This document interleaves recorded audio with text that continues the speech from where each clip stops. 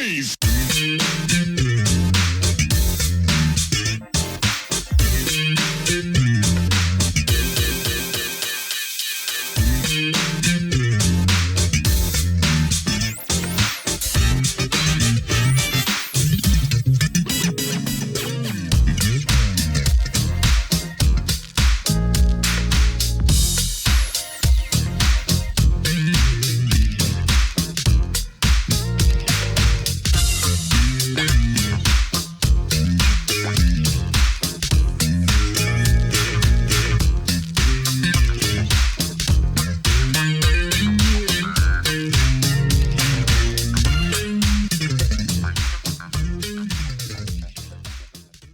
Welcome back to the next part of this Truth and Rhythm episode.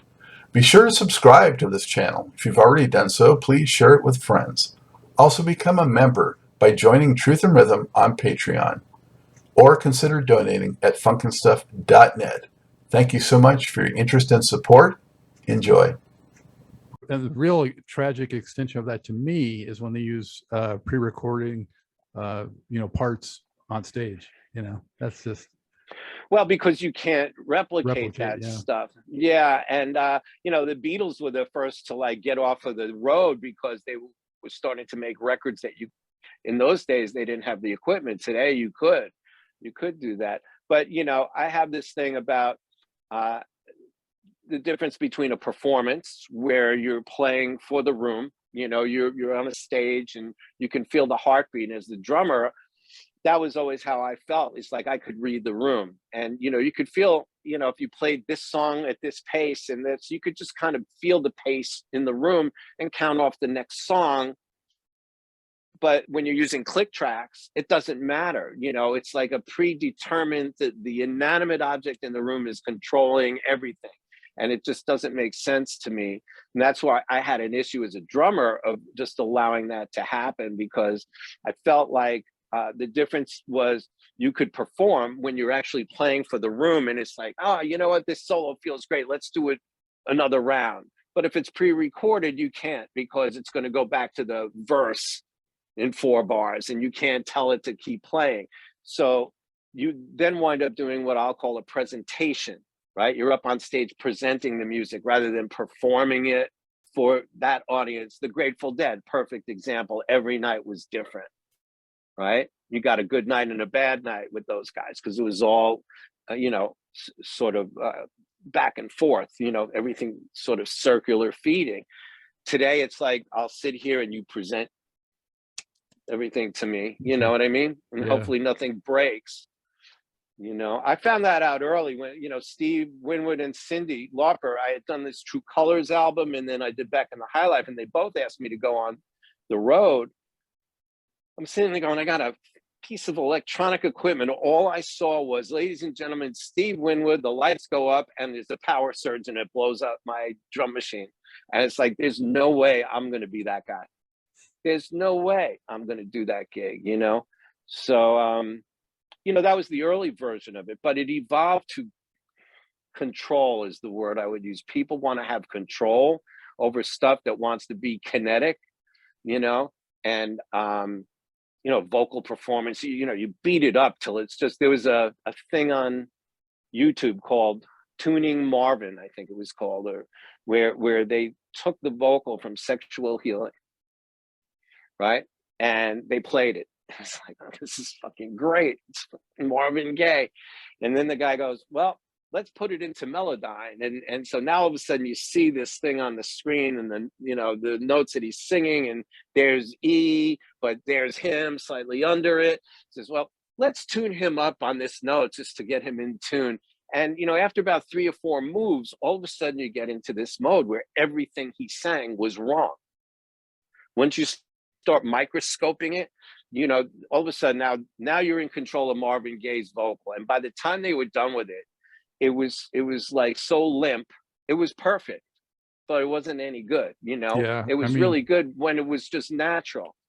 And that happens today on almost everything, So that's, I mean, wow. Anyway. That's like sacrilegious to mess with people like that. You know, but you know, they do now. They're doing you know, Dolby Atmos mixes of all these old records. You know, they're just pulling stuff out, and whoever they have doing it is doing these mixes. It has nothing to do with the people who made the records. You know, there's a lot of stuff that's changing that's not really based on the music, you know, in the business, but that's not what we're here to talk about. So. All right, Jimmy, I'm going to cherry pick some of your projects if that's okay. Sure, man. And just give me like, if you would, like a memory, something about the experience that resonated with you. Okay. You know, what was it like working with Hall Notes? That was a bit of a mystical experience for me. The first session I did with them was I had gotten a call from like Tommy Mottola, you know, who I guess Bob Clearmountain had recommended me. He called Nile. I was working with Nile. They like working with the hot hands, those guys. And they had this song called Say It Isn't So that they had recorded. And there was this one section from a chorus to the bridge. It was like 2 bars of blank space. They didn't know what to do with. And apparently they had been spending days. So I got called to come in. It was very, very, you know, unnerving. It was one of the first big, you know, artist sessions, and they were like as hot as could be. So it was a little unnerving, but you know, I figured out what it needed and I got it right. And then they had me do some overdubs. And then the next day I'm in, I did this song Adult Education. It was the first of, you know, these trials by fire things for me with the pop artists. You know, I had been making the R&B stuff, and it was my first, you know, superstar, you know, pop record making hit team of the moment. They were just, everything they did was number one. In fact, it was the first number one record I had, you know, in the pop world, was that one. And it was the beginning of a pretty long relationship with those guys. I was friends with T-Bone Walk, who was their bass player, who actually I got his first gig was on Kurtis Blows the Brakes. I brought him in to play bass on that. And so it was an exciting record for me. That was a real breakthrough. I had a lot of epiphanies on that, which are, you know, for another time maybe, but it was pretty daunting, you know, because I was still having to prove myself, you know, under really, those are the toughest conditions. They were just coming off of, I think, One on One or Man Eater. You know, it was like, oh shit, you know. Yeah, they were hot. And they're looking at me. It's like, well, so you're going to hook this up? You're going to fix our record for us? You know, it's like, it was daunting. It was daunting, that one. But then I worked with them over and over again, and you know, extraordinary talent. Daryl Hall is amazing. John had his role in that thing. He was like the glue. You know, it was very interesting to sort of, I think the best part of what I got to do was to see the inner workings of so many cool seminal artists, and not just meeting them, but actually being involved in their process. So that was pretty cool. Yeah. And then Madonna, you mentioned already, but what was your experience like with her? Once again, intense. You know, she was coming off of her first record, and there were multiple things going on. I was working with Nile at the time, you know, so the songs that Chic didn't play on, I did like half of the album, me and Rob Sabino, the keyboard player in Nile. And she hadn't made any money yet from her records. She was living in like an apartment with no furniture. But man, she knew what she wanted. I mean, she was so focused. I mean, it's the one thing, she wasn't always very nice, but that was not her MO. Her MO was she had a mission, you know, she had a purpose. And with Nile, they were going to make this record. She wanted to be an icon. Everything she became, that record helped her be. The Like a Virgin record helped break her out of being like a dance club artist. But meanwhile, I believe there were people at the record company who thought by bringing Nile in, they were going to get like a funky dance record. And, you know, they were both hell bent on their mission. They had a concept. And, you know, once again, another learning experience, I would see Nile get on the phone and people going, blah, blah, blah, blah, you know, he'd hold the phone out. You could hear the, you know, the phone like bulging, you know, from people yelling. And he would just get off and they would continue to make the record. But she was so clear. I'd never been with somebody who was so hell-bent on a mission to become everything that you saw her become. And it was that record that was the transition where she finally, you know, got the power. You know, similar thing with Cyndi when I worked on her second record, like almost at the same time. And there, if you remember at that time, they were sort of like rivals on the cover of Time and Newsweek. You know, they were the quirky chick singers that were like happening at that time. And, you know, I was really learning like the yin and yang of the pressures of making a follow-up record to your first hit.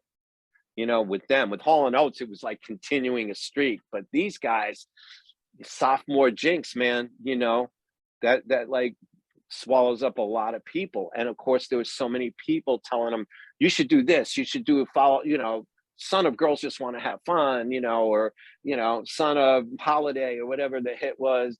And, you know, you just saw how different people responded to that moment. And so that was my big takeaway was just how intense those things are that have nothing to do with the music per se, but navigating all the people and all the, you know, opinions and still trying to get to your destination. You know, there's kind of more to it than the notes and the chords, I guess. It's a lot of chefs in that kitchen. Oh, man, for sure. But she was deep, man. She was deep, and she deserves everything she got because, you know, she invented whatever that is that she is, didn't exist before her, you know, that iconic pop star that translated into everything. So yeah, and right at the video age, like you came in right at the perfect time for the Lynn Drum, and she came right in the perfect time for MTV, I think. Well, it was all happening at the same time. It was a very volatile time, that early mid 80s. It was a really wild time. I got to work, you know, with Nile. He was so hot. So I did some Duran records with him, you know, the Madonna record, a Jeff Beck record, a Sheena Easton record. I mean, just so many things, so many different kinds of things. But everybody was going to him for his thing. And I got a lot of my recommendations came from people who asked him, hey, man, you know, who's the guy you're using? That's how I hooked up with Russ Titleman, you know, which was like a big connection for me in my career. So. Well, Nile, of course, is an incredible rhythm guitar player.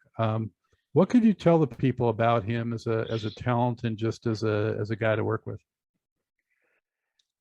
He's so intuitive, and he's such a natural.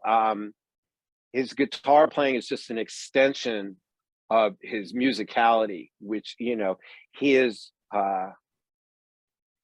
It's like his whole being is that he's a great writer. He's a great arranger. He did all the string arrangements on those Chic records and stuff, you know. He has a real, I mean, I learned a lot from him in the songwriting department. He said, you know what, every song we ever wrote starts with the chorus, right? Which is not normal these days. It wasn't normal then either, but if you think about all their songs of good times, you know, just bam, it starts right with the chorus. Freak Out, you know, bam, right out of the box. Got the hook, yeah. Yeah, and you know, a lot of people use that long intro with the singer, you know, practicing doing warm-ups and then a long verse before they get to a chorus.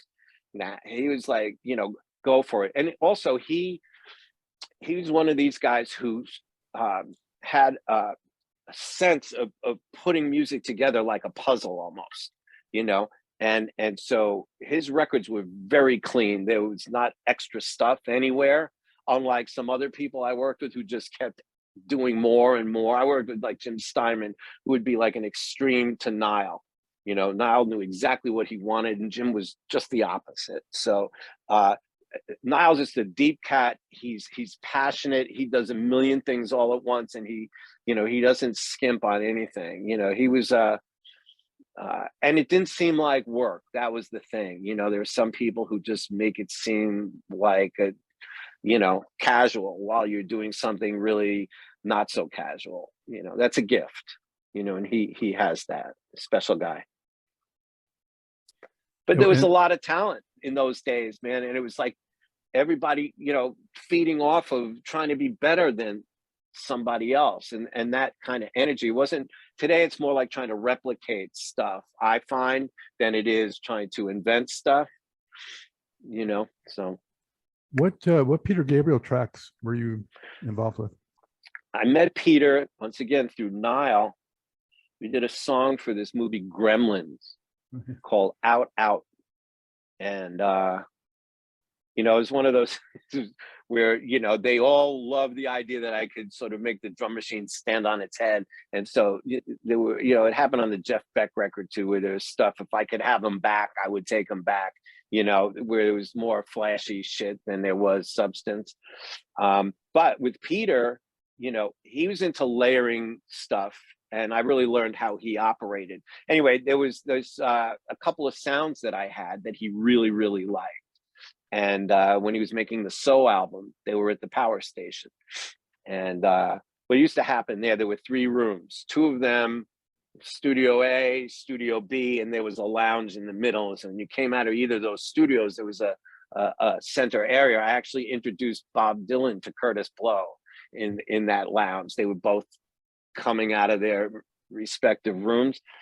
And, you know, so anyway, was it Kevin Killen or Daniel Lanois? One of them, you know, saw me and said, "Hey, Peter's looking for you.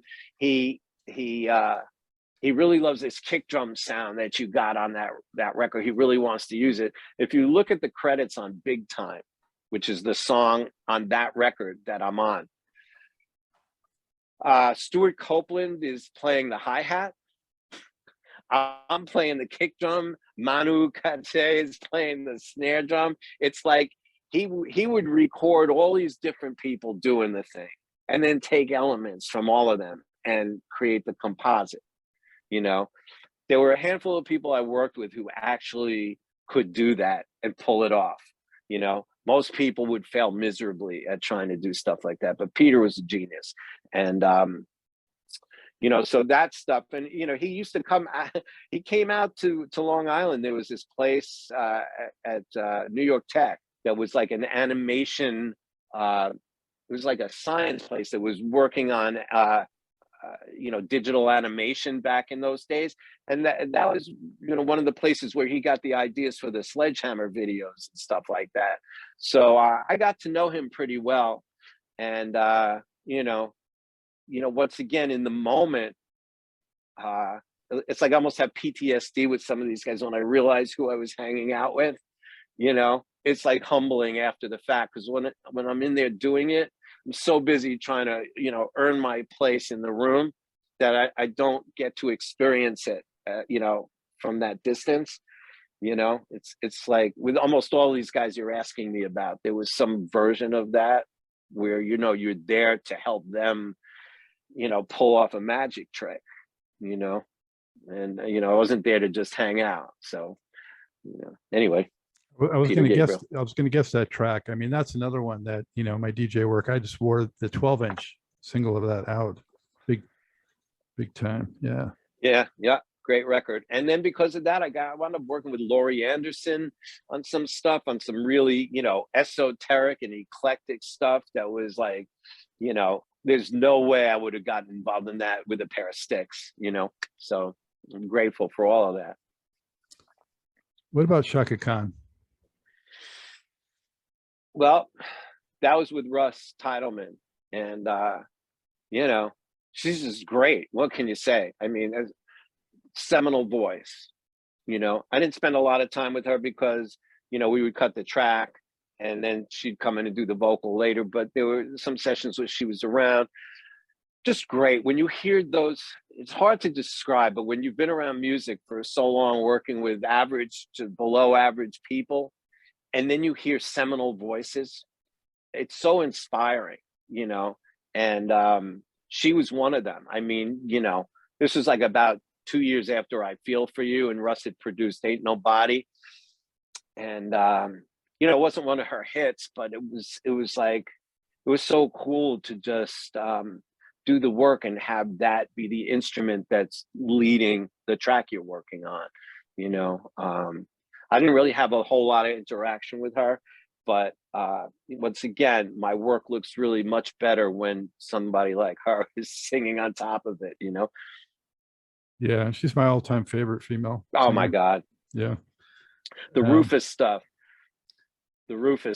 just like kills me, you know? I had Andre Fisher on the show. That was a real pleasure. So, wow.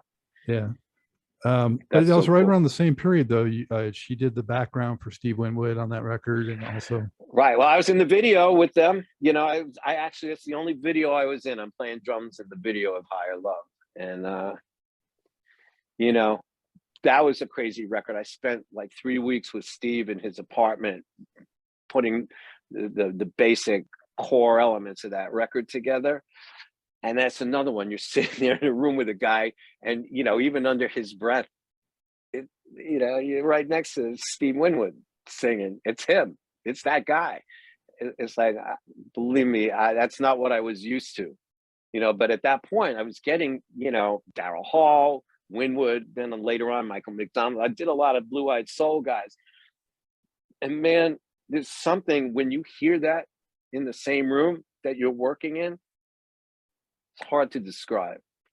It's hard to describe. But if you got into this because you love music, it's mystical to be around that stuff. And, you know, I'm so grateful to have gotten the chance to like do my work with him. This is a guy who knew like how to do everything.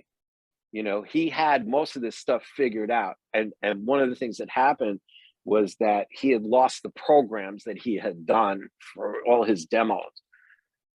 So I had to replicate so much stuff. I had to like redo things, you know, from scratch that were like you know, just like little detail-y things, you know, but it was him. It was him. I got to work with Jagger, same thing, in a room with Mick Jagger singing. Are you kidding? You know, it's, I learned a lot with these characters, man, you know, about what the difference is between somebody who's great and somebody who's not. You know, the great ones, they like, I'll just tell you really briefly, I did this song, Ruthless People. It was Daryl Hall, Dave Stewart. Yeah, so he did the theme song. And I'm in the control room. Once again, I'm starting out by doing drum beats, and I don't know the song. So he was in the control room, and I said, do you think you could hum me the melody of the chorus, right? Because I didn't know. I was just trying to get the beat right. And so he comes up to me, and this is, you know, it was a big moment to me. He started singing it like he was on stage at an arena. You know, if anybody could have afforded to like sing it in a head voice or whispering or a falsetto, it would have been him. But he sang his ass off, and you know, it was like he didn't know any other way to do it. These guys don't go halfway ever. He's never going to not give you 100% because it's the only way he knows. Most singers I know, I'll sing it, you know, just sing it quietly because I have a gig tomorrow night. I don't want to blow my voice out. It's like, no, but then I'm going to get the wrong impression of how it goes. There was no way I was going to get the wrong impression. He was strutting around, man. It was like, wow, of all the people I knew who could have gotten away with just whispering it in my ear, it was him. But he didn't, you know, and that was a real big tell. Daryl Hall, the same thing, man. These guys don't know how to go halfway. You know, it was real interesting because I worked with a lot of lazy people on my way up, you know, and then you work with the guys who are winning and you go, oh, well, you know, so always go full throttle. That was the takeaway for me. Never. Well, yeah. A lot of people think they're just gifted, you know, and it comes easy. But I mean, like you're saying, most of them work their asses off. You ever see these videos of Jagger working out? I mean, you know, like lately, I mean, he's an athlete. He's pushing 80 and look at the guy. It's astounding. It's astounding, but he works at it. You know, yeah, you start with the gift, but you know, what I did learn was like innate talent is a head start. You know, people who work hard win. The innate talent, you could be, and there are many people I'm sure, you know, you've seen along the way. This guy's so good. I don't understand why he didn't make it, you know. And aside from there are reasons why some people don't. Some people just think that their gift is enough, and Yeah. it ain't. Yeah, especially see that in sports also. Yeah. That's right. But every That's field right. really, I think it applies to just Mhm. life. It's a life lesson and You're an not important kidding. one. And Yep. it's funny though you mentioned Ruthless People, because I just fairly recently showed it to my son for the first time. And so that song actually went in my head when you said it. If I hadn't watched it recently, I wouldn't remember it, but I do remember it. It was, yeah, I can't sing, so I'm not going to do that. But well, you and me, you know, my first band, none of us sang. So what about Billy Squire? that was just a weird wreck. I've worked with him a couple of times. It's like sort of a weird abuse of the technology. He had a band that played on the stroke, the hits that he had on that main album that he did. Lonely Tonight, yeah. Oh man, so the drummer, who's sadly no longer with us, Bobby Chenard, played as behind the beat as you could get without being out of time. It was just his style was a certain thing.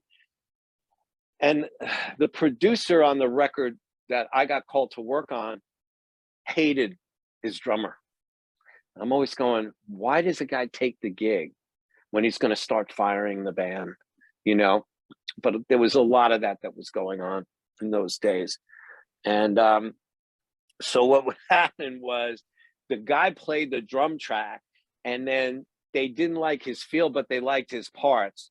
So I had to copy every beat that he played in the machine, and they sampled his sounds. And in those days, each drum had a different device. It was like a box with each kick drum, a snare drum, tom-tom, hi-hat. They had like 10 of these $10,000 devices stacked on top of each other.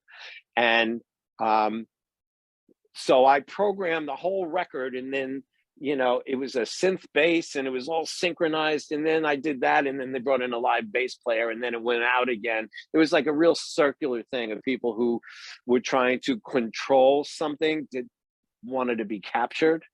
It's the best way I could describe it. That was a band that just wanted to be captured on a good take, right? And I got called in to make the more controlled environment version of it.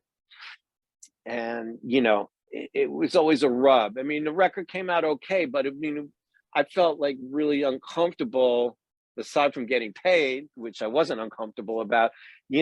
Aesthetically, I knew, and as those were the part of the things that helped me get to become a producer ultimately. Do you know what I mean? I have these experiences where I would question what was going on, but it wasn't my job to do that. And somebody says, well, you know what, you want to produce. And, it happens to a lot of people. They have a different idea than the guy who's running the show.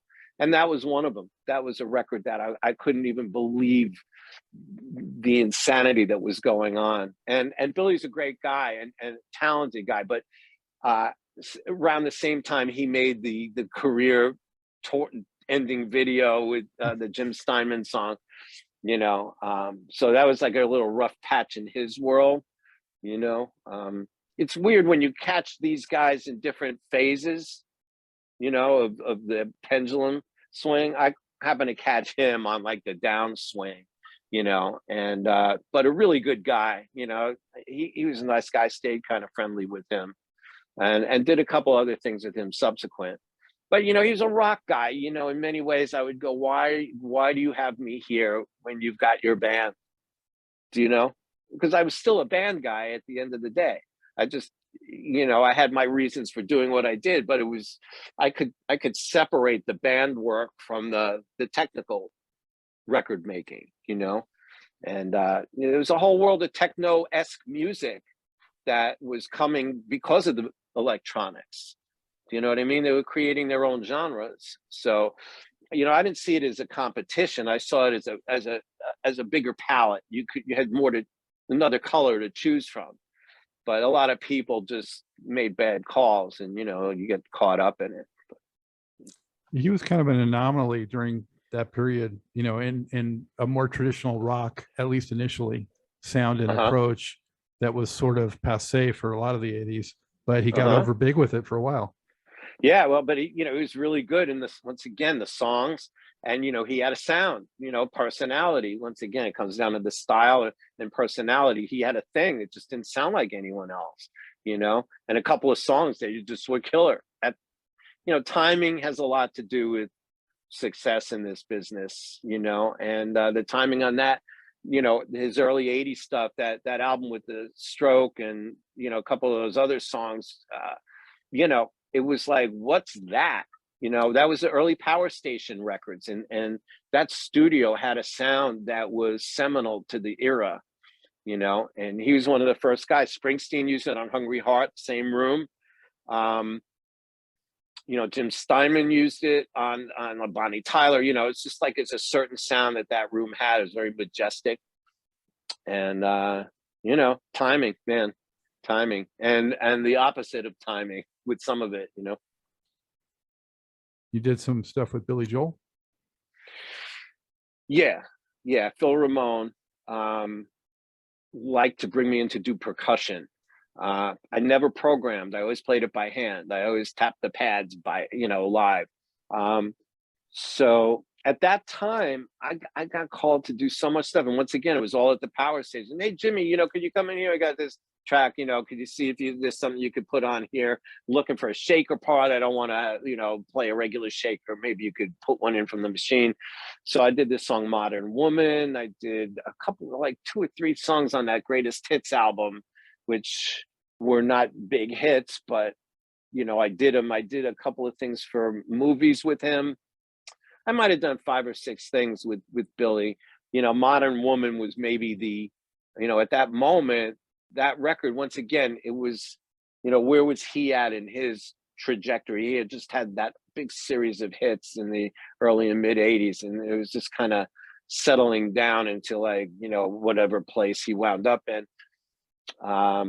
So yeah, I got to work with him. It was mainly working with Phil, who was producing him. I worked on a Julian Lennon record with him. I did a lot of things with him. He was an interesting guy. He was just so talented. I'm very fortunate. I got to work with so many producers who were all different. They all had a different thing going on, and so Nile had his tight soul R&B thing, and Phil had his, pop sensibility that was just really broad and jazz oriented. Jim Steinman, who was out of his mind. Titleman, who made beautifully crafted records, like unbelievably well put together recordings, and all different ways of getting solutions to problems.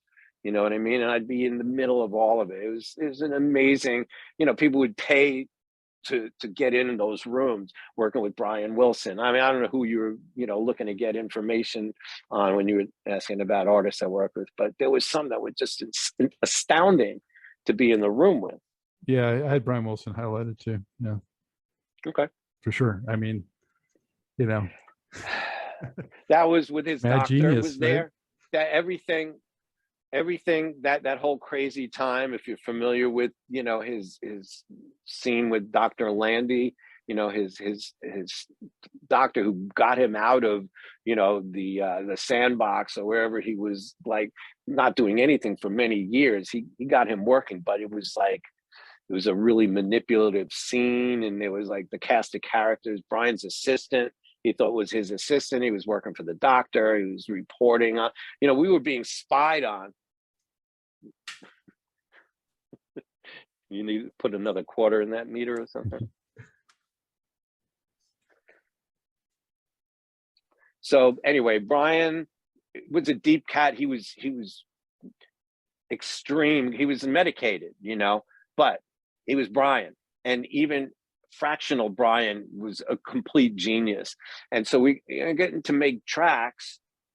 Going through the process of making a record with Brian Wilson, for me, was like, are you kidding me? I did this song, Love and Mercy. I did a bunch of songs, but that was like the most seminal one that came out of it.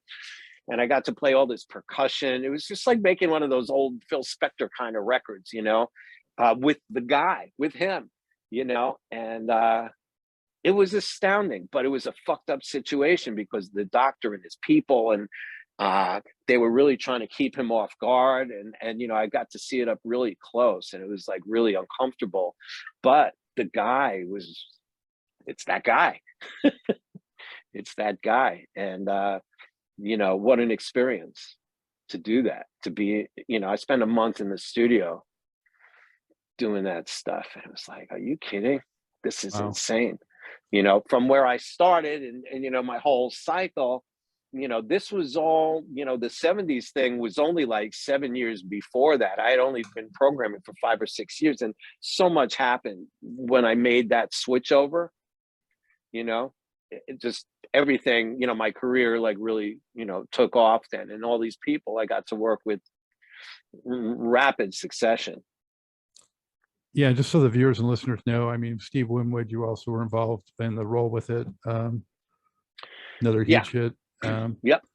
And I have a lot of people on here. I'm not going to do them all, but so impressive, Jimmy. You mentioned Michael Brecker before, and someone else I had highlighted in sort of a jazz vein was George Benson. George was doing. There was this producer I knew who was like making these middle of the road Southern pop. I don't even know how to describe it. He's working with guys like O.C. Smith, the Little Green Apples guy and stuff. And, the George Benson that he was working with was more this Masquerade guy, more the singing guy.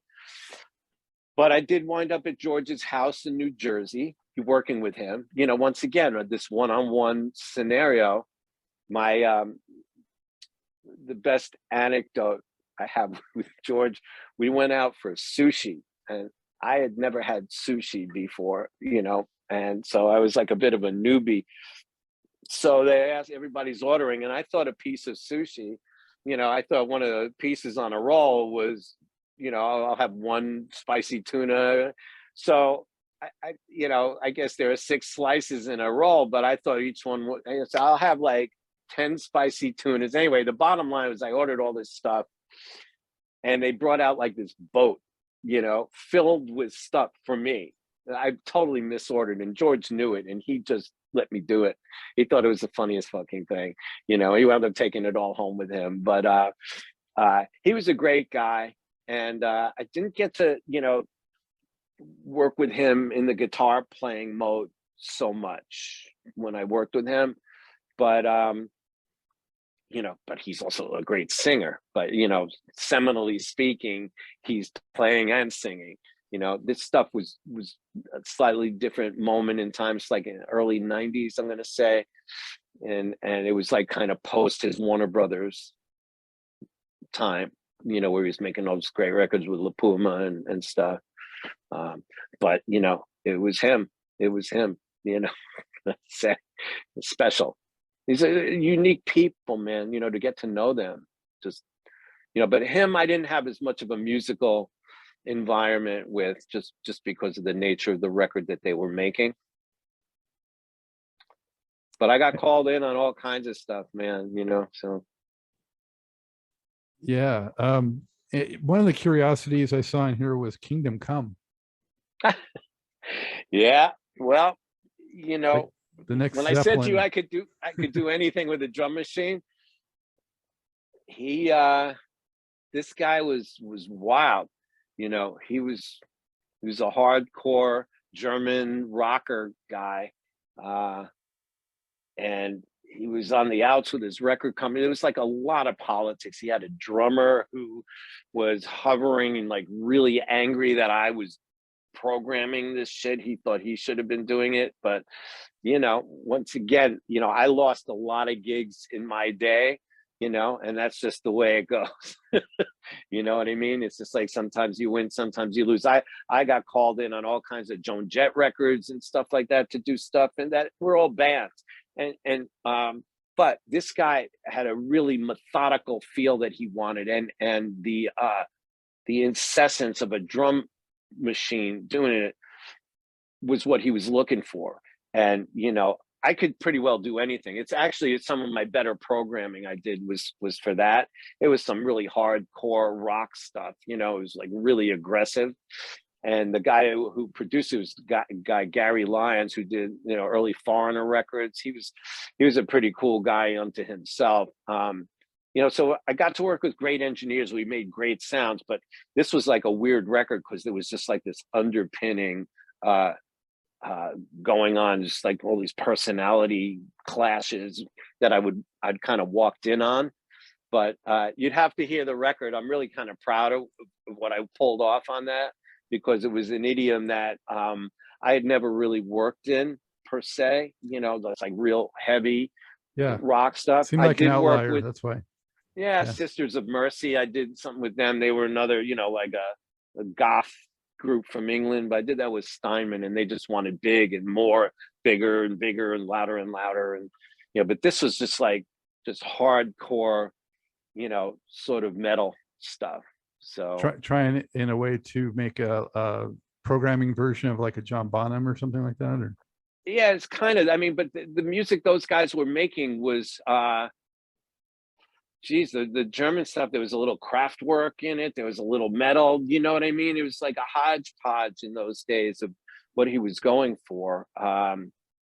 It sounded like real drums. It really did. It sounded like a drummer. I mean, the kind of programming I did in those days was to try and emulate what a drummer would do. The irony was they tried to get drummers to play like a machine, and they tried to get the machine to play like a drummer, you know? And, you know, and now with hip hop sort of running the show, like we talked, that kind of more electronic drumming for what it is sort of, you know, the way it goes today. Nobody thinks twice about it. But in those days, they were, you know, the real drummers who didn't cut it were getting replaced by machines, was essentially it. Then the machine started taking on its own personality, and genres of music were being created with it, you know, so that became, you know, the choice. But when I started, it was like, this drummer's not any good, or, you know what I mean? We got to fix his playing. I mean, I did some repairs, you know, on the Clapton record I did, was I had to replace some live drums for technical reasons. It was not because the playing was no good, but there was something they didn't like about it. And it was, you know, it was absolute. You couldn't really change the sounds in those days. It was what it was. So Clapton, I'm being his drummer, you know, with a machine. And it's like, you know, a little unnerving to me to be in that position with guys like that, you know, and George Harrison was there. That was like a pretty great week in my life for sure. So you met Ringo and George. Did you meet Paul? Briefly, I met Paul about a week after I met Ringo.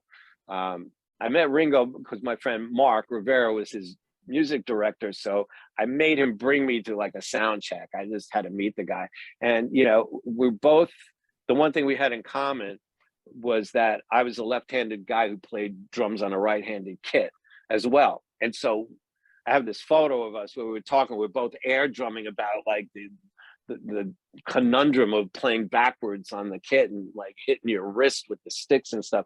It was like amazing to me because he was like my hero. But so then I was at the power station about a week later, and I'm talking to my friend Artie Smith, who's like the drum and guitar tech guru. And I'm standing there talking to him, and I said, "You got to see this. Look at this picture. It's me and, you know, Ringo." And he says, "Oh, you know, that guy behind you might be interested in seeing that." And, you know, I was looking down and I saw there was a guy there, and I turned around and I looked up and it's McCartney. And it's like, are you kidding me? You know? So I met Paul and George in the power station, both. But George I got to work with. Paul was just like one of these hamana moments, you know? But yeah, man, I'm grateful. I got to work and meet all the, you know, not just me, but work with so many people that I, you know, are my heroes, you know, along the way. So that's incredible, Jimmy. I do want to get a sense of, you know, what you're doing today and, you know, what's going on with your production company and that kind of good stuff. Well, Since the era we've been talking about, as the era, all good things kind of come to an end, especially when you're riding the crest of something. And, what happened with the programming is when the equipment started becoming cheaper and cheaper, everybody was able to get their own. And, well, you could pay him all this money, or I'll do it myself. It was the beginning of the era of everybody does it themselves, even if they're not qualified, So I saw the writing on the wall. I started doing remixes. And weirdly enough, a friend of mine who was a hair cutter guy that I knew was a music guy, and he was representing this reggae artist named Tony Rebel. And they had this song that needed to be remixed. And he knew I had done the Kurtis Blow stuff, and he recommended me. It was for Sony. I did this thing, and they loved it. And I wound up remixing reggae records, which culminated in doing the Cool Runnings album with Jimmy Cliff. So then all of a sudden now I'm a remixer, right? And I wound up remixing some stuff for Michael McDonald that Russ Titleman produced. And I just went down this other path, and I started writing with some friends, and we got a cut with Celine Dion. So I had all these things that would go on where I was able to somehow figure out how to succeed at all of these new little side businesses that I was getting myself into to just survive. And through that, I became an executive at Atlantic Records for a few years, just at the really wrong time for me. That it was like a big corporate takeover. Anyway, so after I left there, I started a production company. I found this kid named Ryan Shaw, who's a soul singer, like an old school soul singer, and got him a deal with Sony. But it was like the tail end of being able to sell records. The streaming world started kicking in, and getting a record deal for an artist didn't make sense because they weren't selling records anymore. As a producer, you make your money on sales. There are no sales, there's like no money in production. So over the last few years, because I was doing my own records, I too was engineering and mixing. So I started getting into mixing and mastering. And that's kind of mainly what I'm doing today is people send me their stuff and I mix it for them. I spend a little extra time on it because, it's just a little more casual, so, there's so many people who are making okay tracks today. Everybody's recording because you can. The cheapest thing in the world today is studio time. In the old days, you wanted to record a song, you had to come up with the money. Today, you want to record, it's in your laptop. It comes with the computer. So people start recording before they've even written a song.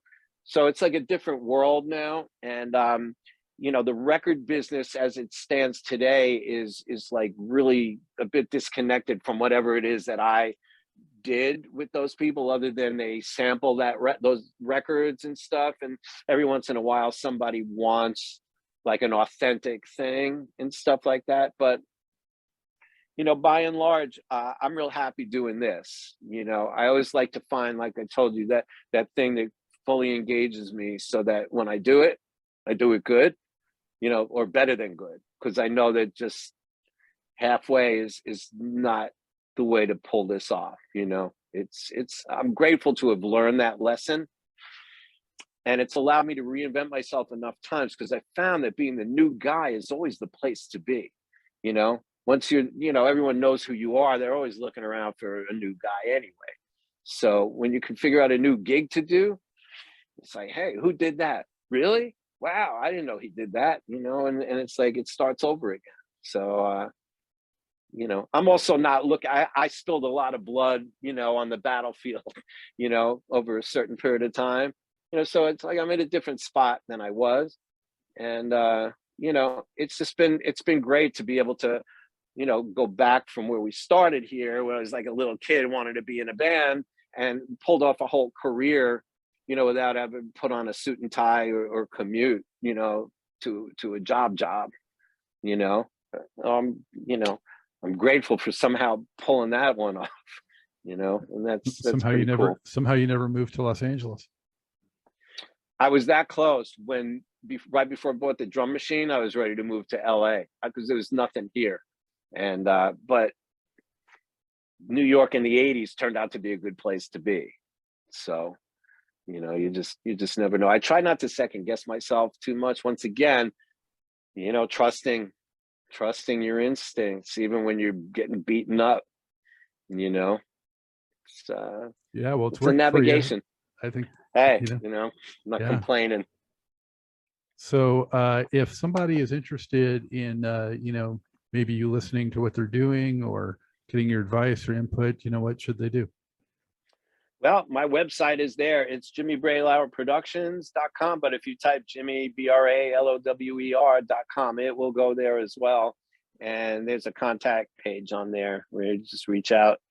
And I do get back to people. You know, I know that diamonds in the rough, they come from the places you don't expect. So I always keep my ears open. And you know, I still love working with new talent. That's one of the things that I'm very good at doing is helping people navigate their career paths.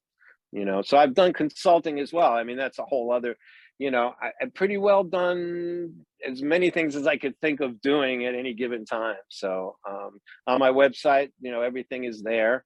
You know, all the things that I offer, just the services and, you know, just the history. And, you know, it's all there to be had. So that's the best way to get a hold of me. And I'm here doing it.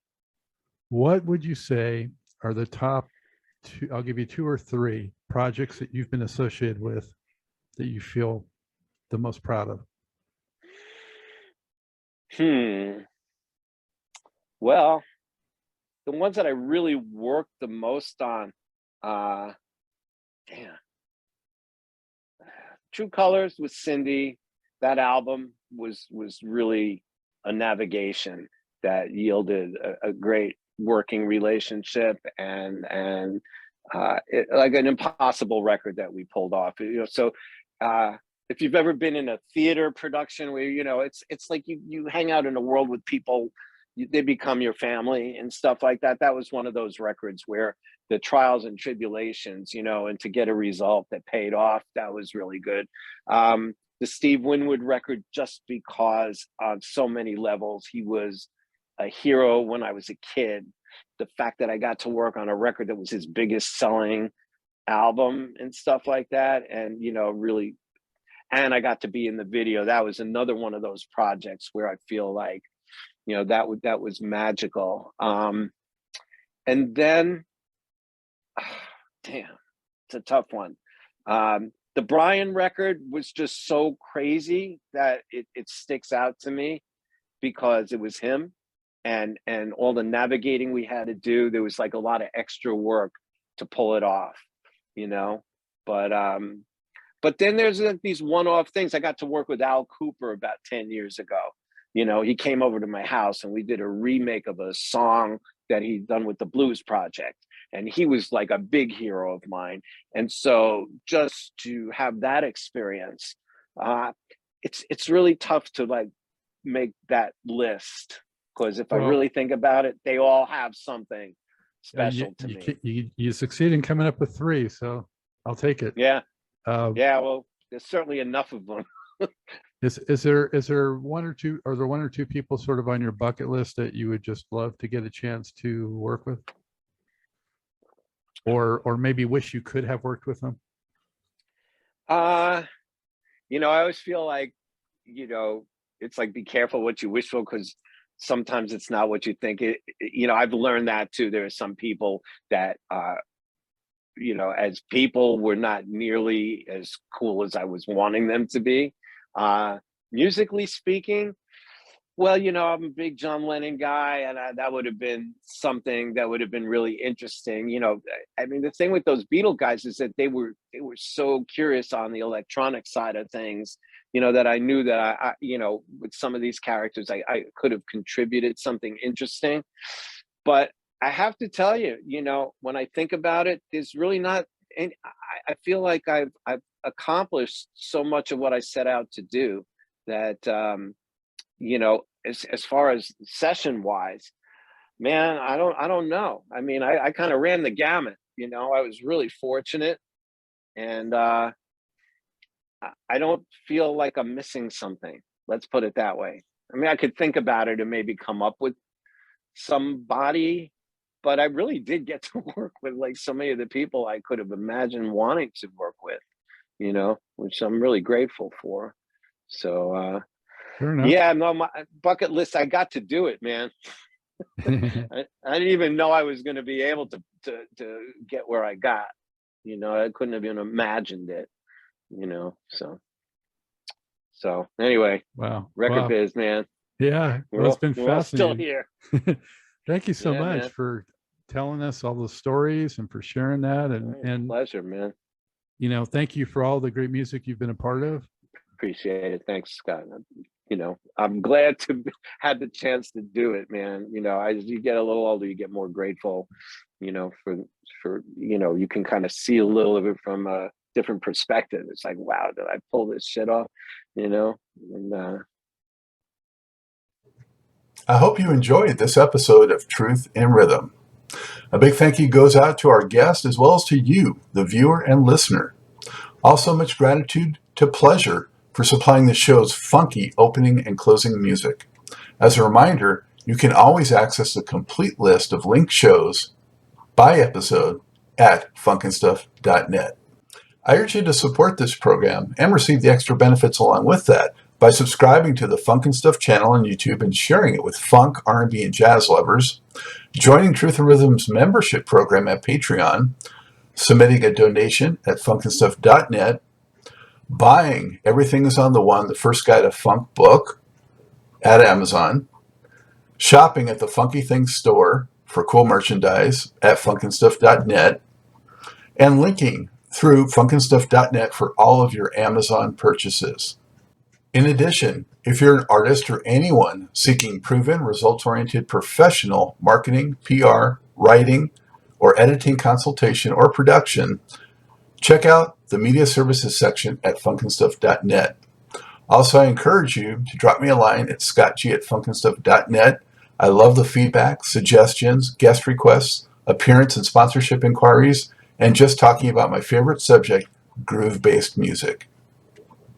For now, and as always, this is Scott Dr. GX Goldfine saying, keep on vibing to the rhythm of the one.